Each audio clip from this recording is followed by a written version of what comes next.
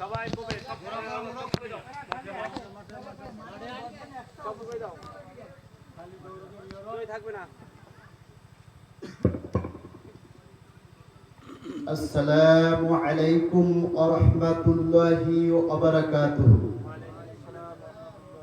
সকলে আল্লাহর রহমতে ভালো আছেন।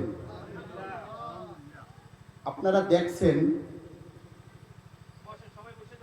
টিভির দোকানে যখন টিভি চলে, যখন খবর পড়ে, অনেক জ্ঞানী গুণী ভদ্রলোক চা খায় আর মূল্যবান কথা শোনে।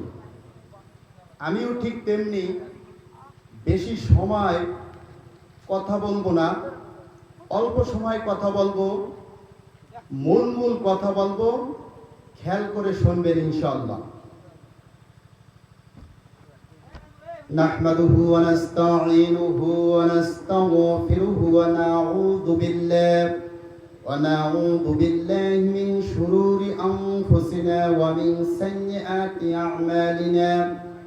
من يهده الله فلا مضل له ومن يضلله فلا هادي له ونشهد أن لا إله إلا الله وحده لا شريك له ونشهد أن سيدنا وحبيبنا ومولانا محمدا عبده ورسوله أما بعد فقد قال الله تعالى في كلامه المجيد وفرقان الحميد أعوذ بالله من الشيطان الرجيم بسم الله الرحمن الرحيم الرحمن علم القرآن وقال تعالى إن الله وملائكته يصلون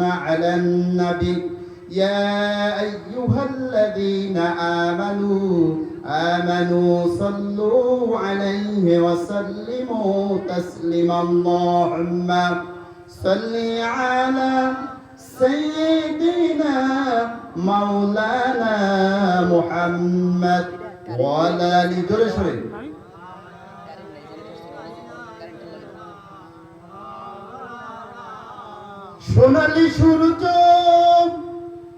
সোনালি সূর্য উদিত হবে আধারের বুক চিরি, মুসলিম তার হারানো সুদিন আবারও পাইবে ফিরি। আল্লাহুম্মা সাল্লি আলা সাইয়্যিদিনা মাওলানা মুহাম্মদ ওয়া আলা আলি সাইয়্যিদিনা।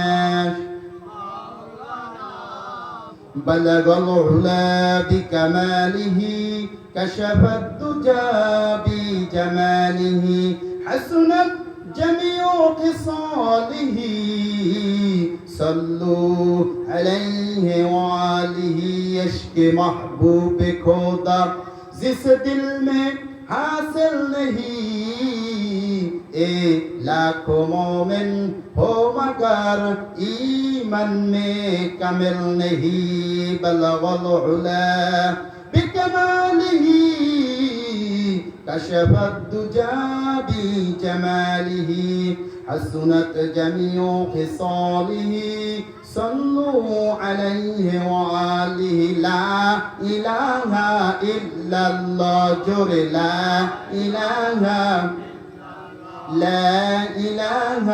इल्लल्लाह ला इलाहा। কোনো খালিক নেই তুমি ছাড়া, কোনো মালিক নেই তুমি ছাড়া, কোনো খালিক নেই তুমি ছাড়া, কোনো মালিক নেই তুমি ছাড়া, এই জীবনে সবাই লা ইলাহা ইল্লাল্লাহ লা ইলাহা লা ইলাহা ইল্লাল্লাহু মুহাম্মাদুর রাসূলুল্লাহ সাল্লাল্লাহু আলাইহি ওয়াসাল্লাম। মঞ্চে একটা পোস্টার থাকলে মাহফিলের ভালো হইতো বলতে। মধ্য বারৈখালী তাফসীর মাহফিলের 2 দিন ব্যাপী আজকে প্রথম দিন প্রথম দিনের সম্মানিত সভাপতি জনাব আমার ডানে বসা মোহাম্মদ মশিউর রহমান হাওলাদার এবং আমার বাম পাশে অত্যন্ত জ্ঞানী গুণী ভদ্র, আমার নামটা স্মরণে নাই, আমার চাচা যান, এবং আমার সামনে উপস্থিত এই এলাকার সম্মানিত জ্ঞানী গুণী ভদ্র মানুষ, যাদেরকে ছোট থেকে দেখতে দেখতে যাদের পরিচিত মুখগুলো আসতেছি, এবং মাঝে মাঝে আমি মনে করি যে অনেক মুরব্বী চলে গেছে। আজকের মাহফিলের সম্মানিত এই তাফসীর কমিটির সম্মানিত যুবক ভাইয়েরা এবং পর্দার আড়ালের ভদ্র সমাজের মা এবং বোনেরা, সবাইকে জানাই সালাম। যে যেভাবে মাইকের আওয়াজ শুনতেছেন সবাইকে জানাই আন্তরিক সালাম। আবারও সালাম দিচ্ছি, গ্রহণ করে নিন সকলে। আসসালামু আলাইকুম ওয়া রাহমাতুল্লাহি ওয়া বারাকাতুহু। সম্মানিত প্রাণপ্রিয় উপস্থিতি, আল্লাহ যদি ইচ্ছা করতেন আপনাকে একটা বিড়াল বানাইতে পারত, একটা কুকুর বানাইতে পারত, একটা গরু বানাইতে পারত। যদি গরু বানাইতো মানুষের মায়ের খাওয়া লাগতো। সমুদ্রের একটা যদি মাছ বানাইতো আপনাকে জাল দিয়ে মানুষ খেয়ে ফেলতো।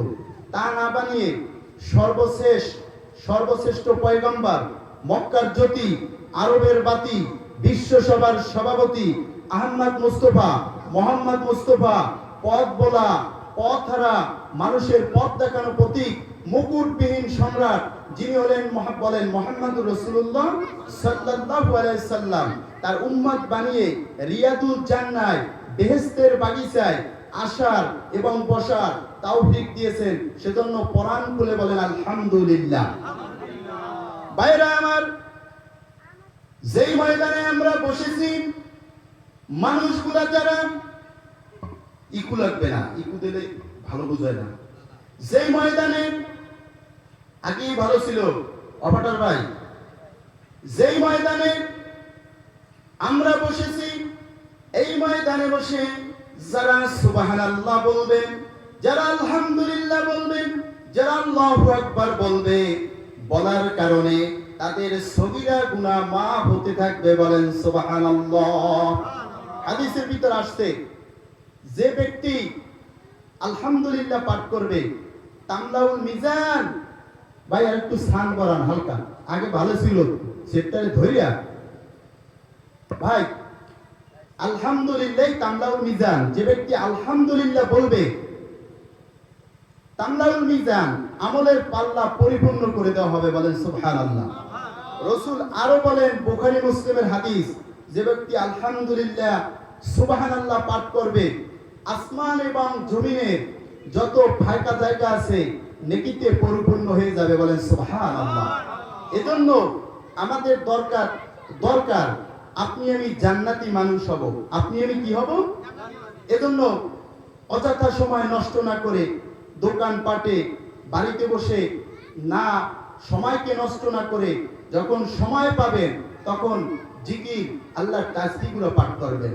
অন্য হাদিসে আসছে, কেউ যদি সুবহানাল্লাহ, আলহামদুলিল্লাহ, আল্লাহু আকবার এই তাকবীরগুলো পাঠ করে, তাহলে আসমান জমিনের ফাঁকা জায়গা নেকিতে পরিপূর্ণ হয়ে যায়।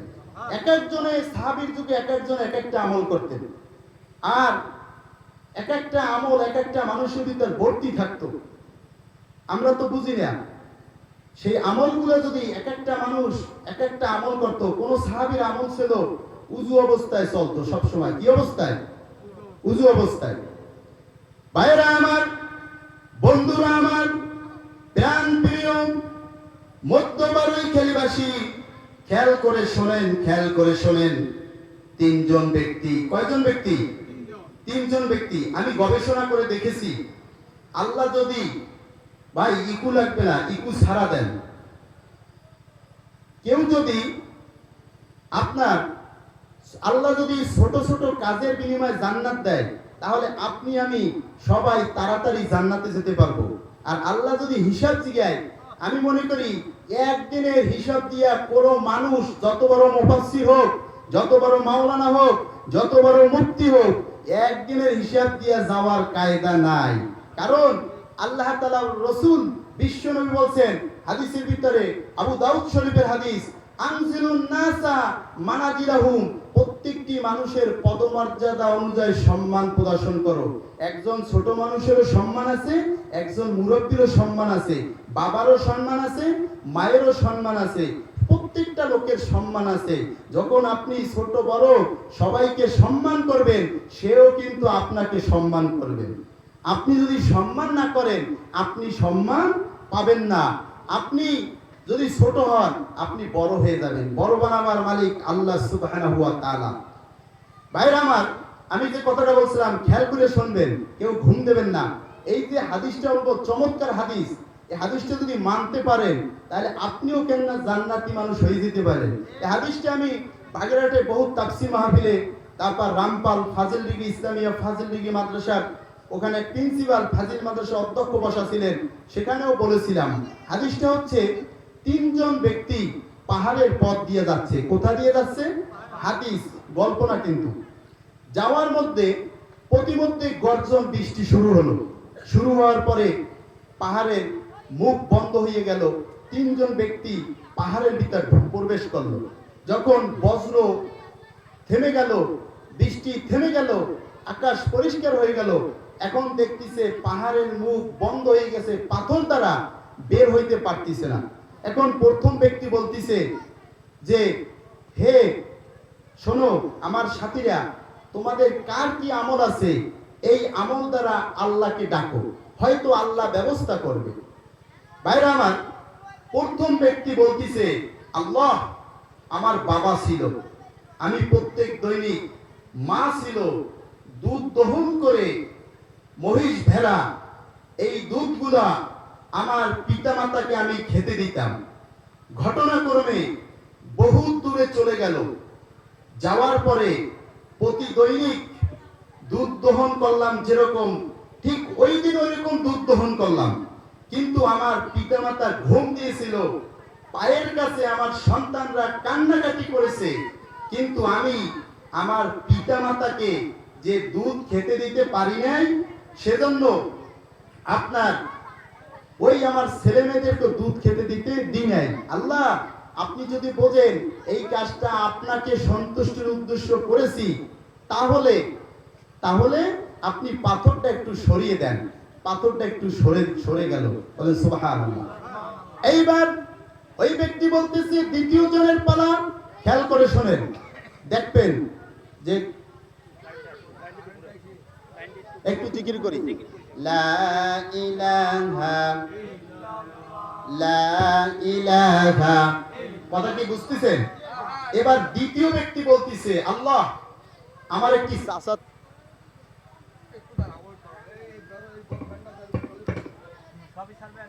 জিকির করেন, লা ইলাহা।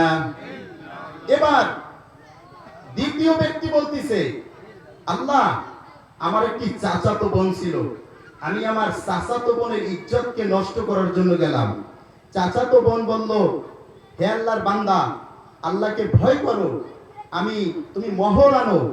যখন আমি মোহর আনার জন্য গেলাম, মোহর এনে যখন চাচাতো বোনের সামনে আনলাম, বলছি ইত্তাকুল্লাহ, আল্লাহকে ভয় করো, এই পাপ কাজ করতে আমি রাজি না। তখন আমি আল্লাহর ভয়তে, আল্লাহ আপনার ভয়তে আমি সরে গেলাম। আল্লাহ, যদি বোঝেন এই কাজটা শুধু আপনার ভয়ের জন্য করেছি, তাহলে আপনি পাথরটা একটু সরিয়ে দেন। পাথরটা একটু সরে গেল। এবার তৃতীয় ব্যক্তি বলতেছে, কয় নম্বর ব্যক্তি? তৃতীয় ব্যক্তি বলতেছে, আল্লাহ, আমি একটা লোক কাজে নিয়েছিলাম। কাজে নিয়েছিলাম। কিছু সময় কাজ করার পরে আমি তাকে বেতন দিতে গেলাম। কি দিতে চাইলাম? বেতন, হাদিয়া, টাকা। তখন বলছে, না, আমার টাকার দরকার নাই, আমি অল্প সময় কাজ করছি, আমারে ছাইড়ে দেন। কিছু বছর বাদে এসে বলতে, ইত্তাকুল্লাহ, হে আল্লাহর বান্দা, আল্লাহকে ভয় করো, আমারে টাকা কয়টা দাও। বলতিছে ওই যে ছাগল আর ওই যে রাখাল তোমার ওই টাকা দিয়া পালতে পালতে এতগুলো হয়েছে, তুমি নিয়ে যাও। এবার ওই প্রতীক বলতিছে না, তুমি আমার সাথে ঠাট্টা করো না, আমি অল্প কাজ করেছি, সুতরাং তুমি সেই টাকা দাও। বলতেছে না, আমি সত্যই বলতেছি, ওইগুলো সব তোমার। এবার লোকটা খুশিতে নিয়ে গেল। আল্লাহ, আপনি যদি বোঝেন আমি আপনার সন্তুষ্টির উদ্দেশ্যে কাজ করেছি, তাহলে পাথরটা সরিয়ে দেন। সাথে সাথে পাথর সরে গেল, তিনজন ব্যক্তি ওই গুহা থেকে বের হলো। আমিও মনে করি আল্লাহ যদি আপনি কোন দিন দান করছেন, কোন দিন কোন মানুষকে ভালোবাসতেন, এইগুলা এই কাজের বিনিময়ে যদি জান্নাত দেয়, আপনি খুব তাড়াতাড়ি জান্নাতে যেতে পারবেন, বলেন সুবহানাল্লাহ। কিন্তু আল্লাহ তাআলা কোরআনে যে বিচার করছে, আল্লাহ তাআলা কোরআনে যে বিচার করছে, সেই বিচারের ভিতরে যদি আপনি কি করেন, আপনি যদি পড়েন, তাহলে আপনি হয় জান্নাত পাবেন, নয় জাহান্নাম পাবেন। একটু জিকির করেন, লা ইলাহা, জোরে, সুবহানাল্লাহ সুবহানাল্লাহ সুবহানাল্লাযী আমারে বানাইছে আল্লাহ কবরের আসামি। সুবহানাল্লাহ সুবহানাল্লাহ সুবহানাল্লাযী আমারে বানাইছে আল্লাহ মিজানের আসামি। ঠিক কি না ভাইরা আমার? সময় অল্প, আমি একটা কোরআন দিয়ে একটা বিচার বলতেছি। বিচার করছে কি আল্লাহ? বিচার করছে কি?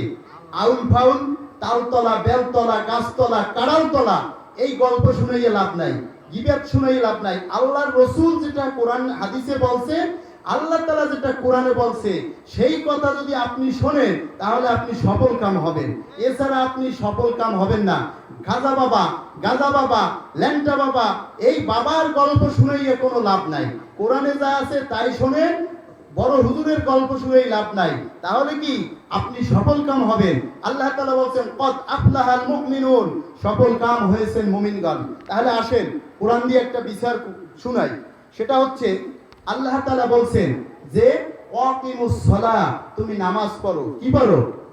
এখন এই নামাজ রাজার প্রতি ফরজ, গোলামের প্রতি ফরজ, ভিক্ষুকের প্রতি ফরজ, এরপরে আপনার ধনীর প্রতি ফরজ, সবার প্রতি ফরজ না? এখন এই নামাজ যদি না পড়িয়া আপনার ছেলে, আপনার স্ত্রী, আপনার মেয়ে, বড় হুজুরের মেয়ে, এইগুলো মারা যায়, তাহলে সে যাবে কোথায়? জাহান্নামে যাবে। আমি আপনি বললে কি হবে? হবে না। কোরআন দিয়ে দলিল শোনেন। আল্লাহ তাআলা এক একজনে এক একটা কাজ করে এক এক ধরনের জান্নাতে যাবে, আবার জাহান্নামের এক একটা কাজ করে এক একটা জাহান্নামে যাবে। আমি সবাইকে যদি জান্নাতি মানুষ বানাই, আমি যদি হুজুর জান্নাতি মানুষ না হই, তাহলে কিয়ামতের ময়দানে আমার চেয়ে কপাল পোড়া নাই।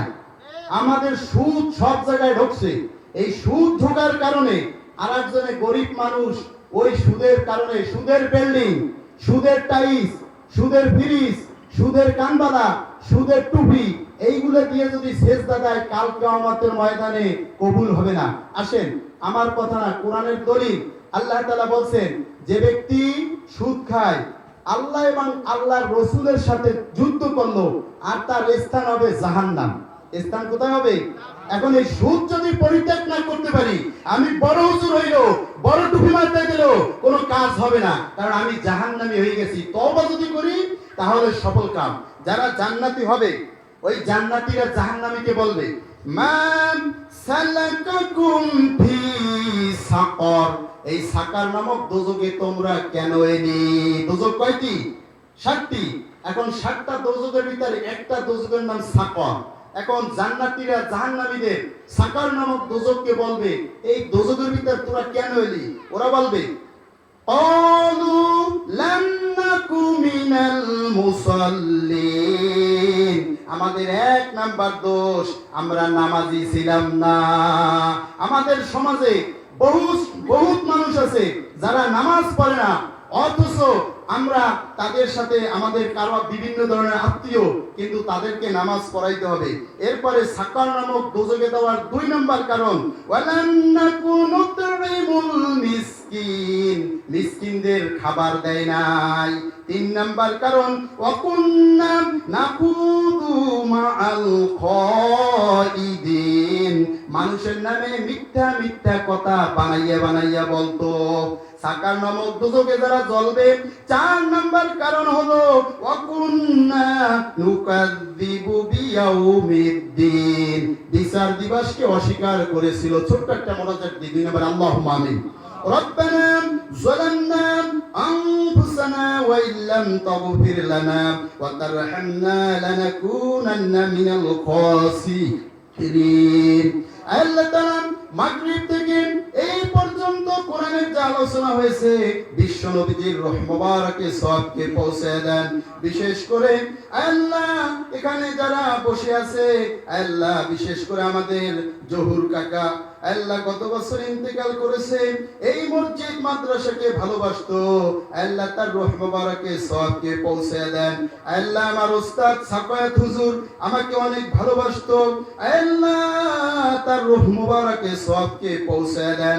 এই ময়দানে যারা হাত তুলেছে প্রত্যেকের পিতা মাতার রূহ মুবারকে সওয়াবকে পৌঁছে দেন। আমরা যারা বেঁচে আছি আমাদের পিতা মাতাকে 5 ওয়াক্ত নামাজ পড়ার তৌফিক দাও, ঈমান নিয়ে যেন কবরে যেতে পারে সেই তৌফিক দেন।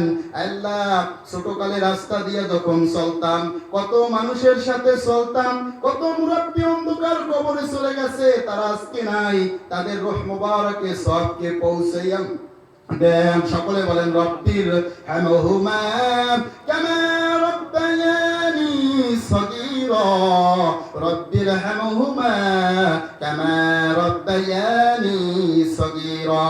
আল্লাহ তাআলা এই মসজিদকে কবুল করে নেন, আল্লাহ মা বোনদেরকে কবুল করে নেন। মা যেন মোর খাঁটি সোনা নীল আকাশের চাঁদ, মাগো তোমায় না দেখিলে মিটে না গো সাত, ও মা মিটে না গো সাত। ছোট্ট নামে এত মধু আর কোন নামে মেলে না মা, আর কোন নামে মেলে না। শিশুকালে অসহায় ছিলাম আমি যখন, খোকা ডেকে আদর সোহাগ মাখাম হাতে নিতে তুলে, ওই নামে আর কেহ ডাকে না মা, আর কেহ ডাকে না। তাকাব্বাল মিন্না ইন্নাকা আনতাস সামিউল আলিম ওয়া তুব আলাইনা ইন্নাকা আনতাত তাওয়াবুর রহিম।